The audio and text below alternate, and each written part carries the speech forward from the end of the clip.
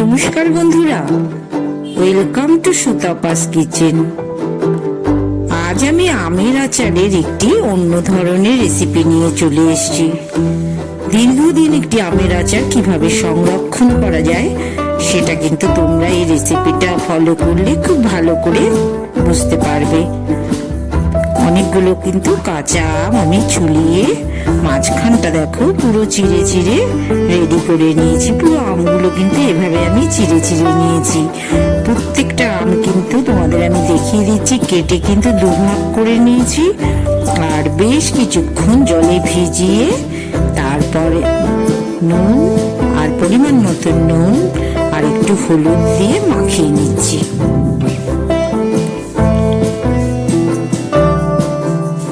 কিছুটা আম কিন্তু একটা মতন আম আমি মিডিয়াম পেস্ট আর একটা আম আমি খুব ভালো করে মিহি পেস্ট করে নিয়েছি। কড়াইতে এই যে নুন হলুদ মাখানো আমগুলো দেখো, এগুলো কিন্তু আমি ঘন্টা দুয়েকের মতন কিন্তু বাইরে আমি রোদে দিয়ে রেখেছিলাম। বেশ অনেকটা মতন তেল দিয়েছি, তাতে আমি 5 ফোড়নে দিলাম।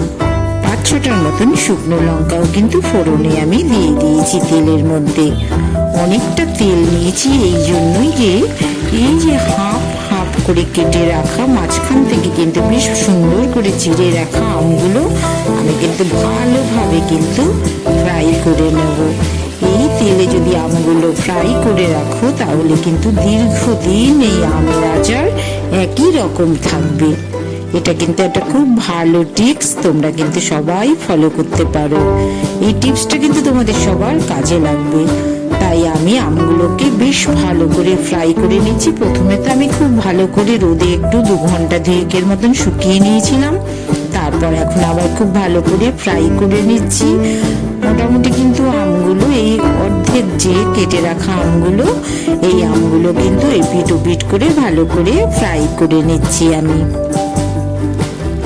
মোটামুটি ফ্রাই হয়ে এসছে। এবার যে মিডিয়াম পেস্ট করে রেখেছি একটা আম, সেটাকে কিন্তু আমি আগে তেলের মধ্যে একটু ফ্রাই করে নিচ্ছি। এই মিডিয়াম পেস্টের আমটা যখন অনেকটাই ফ্রাই হয়ে আসবে তখন কিন্তু একদম মিহি পেস্ট করে রাখা আমটা সেটা কিন্তু আমি আবার তেলের মধ্যে দিয়ে ফ্রাই করে নিচ্ছি। এভাবে অর্ডার ওয়াইজ প্রথমে যে মোটা মানে 2 টুকরো করে রাখা বড় বড় আমগুলো খুব ভালো করে ফ্রাই করে নিয়েছিলাম। এবার কিন্তু বড় চামচের 1 চামচ মতন লবণ মিশিয়ে দিচ্ছি। ছোট চামচের 1 চামচ হলুদ মিশিয়ে দিলাম।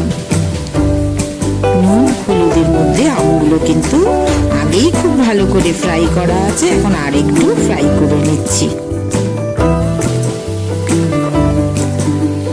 সামান্য একটু জল দিয়ে আবার একটু নরম করে নিচ্ছি।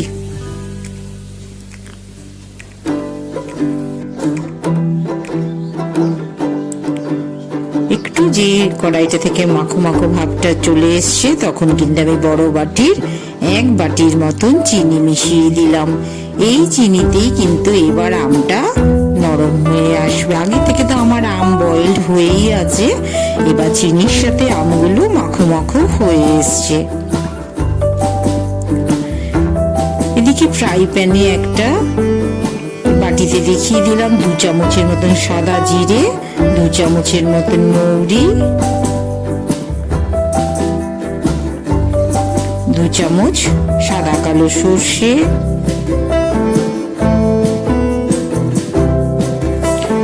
আবার কিছুটা এই 2 চামচের মতনই ধনে। একই সঙ্গে কিন্তু আমি হালকা গ্যাসটার ফ্লেমটা একদম কমিয়ে নিয়েছি, একটু ফ্রাই করে নিচ্ছি। শুকনো খোলায় ফ্রাই বলতে যা বোঝায় সেভাবে কিন্তু আমি একটু ফ্রাই করে নিচ্ছি। একটু যখন ফ্রাই হয়ে আসবে তখন কিন্তু আমি শুকনো লঙ্কাগুলো একই সাথে ফ্রাই করে নেব। ঝালটা তোমাদের স্বাদ মতন, তোমরা যে যেরকম ঝাল খেতে পছন্দ করো সেরকমই তোমরা ঝাল করবে। এই যে পেস্টটা আমি বানিয়েছি একটু কিন্তু দানা দানা রেখেছি। আচারের যখন তোমরা এরকম মশলাটা পেস্ট করবে তখন একটু সামান্য দানা দানা রাখবে, তাতে কিন্তু ভীষণ ভালো টেস্টি হয়। আচারটা কিন্তু রেডি হয়ে গেছে আমার। আমের আচার টক সামান্যই টক থাকবে, মিষ্টি, টক মিষ্টি বলা যেতে পারে, টক মিষ্টি আমের আচার। আর এই রকম এক টুকরো আম দিয়ে কিন্তু একটা দিন খুব ভালোভাবে বাড়ি শুদ্ধ সবার চলে যাবে। খুব ভালো রেসিপি, তোমরা সবাই করে দেখতে পারো। দীর্ঘদিন পরিমাণ মতন বেশি করে যদি করে রাখো, দীর্ঘদিনের জন্য কিন্তু তোমরা সংরক্ষণও করে রাখতে পারো। আমার কিন্তু আচারটা কিন্তু রেডি হয়ে গেছে।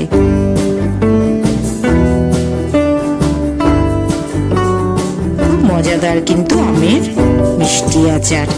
আমি একটা বাটিতে নামিয়ে নিয়েছি, তোমাদের আবারও তুলে দেখিয়ে দিচ্ছি। পুরো সুসিদ্ধ হয়ে গেছে, অথচ বেশ ফ্রাই।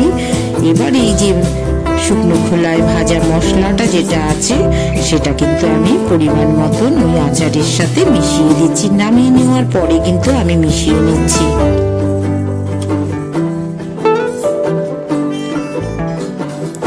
একটু পিট করে নাড়িয়ে নেব আমটা। নাড়িয়ে নিয়েছি, আবারও তোমার নাড়ানোর পরে আবারও তোমাদের আমি তুলে দেখিয়ে দিচ্ছি। একদম কিন্তু এটা ড্রাই আমের আচার হয়েছে, যাতে দীর্ঘদিন পর্যন্ত আমরা সংরক্ষিত রাখতে পারি। সুতাপাস কিচেন ভালো লাগলে তোমরা অবশ্যই সাবস্ক্রাইব করো, একটা লাইক করো, শেয়ার করো।